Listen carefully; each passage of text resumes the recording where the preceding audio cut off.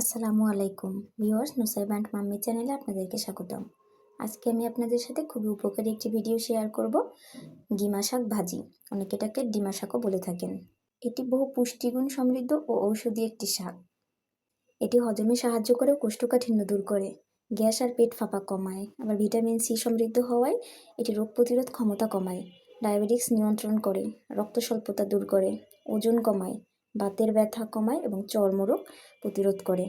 আমি শাকের মাথাগুলো ছোটো ছোটো করে কেটে নিয়েছি আর পাতাগুলোকে ছাড়িয়ে নিয়েছি। এটা ছাড়াতে কিন্তু বেশ সময় লাগে, একটু সময় নিয়ে কাজটা করে নেবেন। এরপর আমি 4-5 বার পরিষ্কার পানিতে ভালোভাবে ধুয়ে নিয়েছি।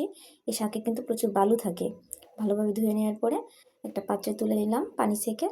আমি এদিকে দুটো বড় সাইজের পেঁয়াজ কুচি করে নিয়েছি আর নিয়েছি 3টা কাঁচামরিচ কেটে। একটা কড়াইয়ে কিছুটা তেল দিয়ে তেলটা একটু গরম করে এর ভেতরে পেঁয়াজ আর মরিচগুলোকে ভেজে নিচ্ছি।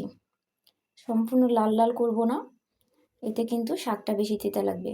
শাকটা একটু নর্মালি খেতে তিতা লাগে, কিন্তু যদি সঠিক প্রসেসে ভাজি করা হয় আর গরম ভাতের সাথে খাওয়া হয় তাহলে কিন্তু একটুও তিতা লাগবে না।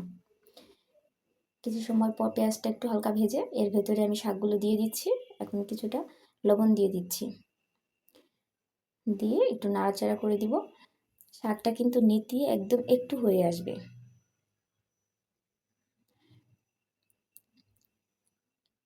শাকের ভেতর থেকে পানি ছেড়ে দিয়েছে, এই পানিটাকে শুকিয়ে নিব। সর্বমোট এই শাকটা ভাজি করতে কিন্তু 5 মিনিট সময় লাগে। পানিটা শুকিয়ে এসেছে, শাকটা ভাজি করা শেষ। ঝামেলামুক্তভাবেই শাক ভাজি করে ফেললাম। এবার আমি 1 প্লেট গরম ভাত নিয়েছি, গরম ভাতের সাথে এই শাকটা খেয়ে নিচ্ছি। গরম ভাতের সাথে খেলে তিতা লাগবে না। বিসমিল্লাহির রহমানির রহিম। ভিডিওটা দেখার জন্য ধন্যবাদ। ভালো থাকবেন। আল্লাহ হাফেজ।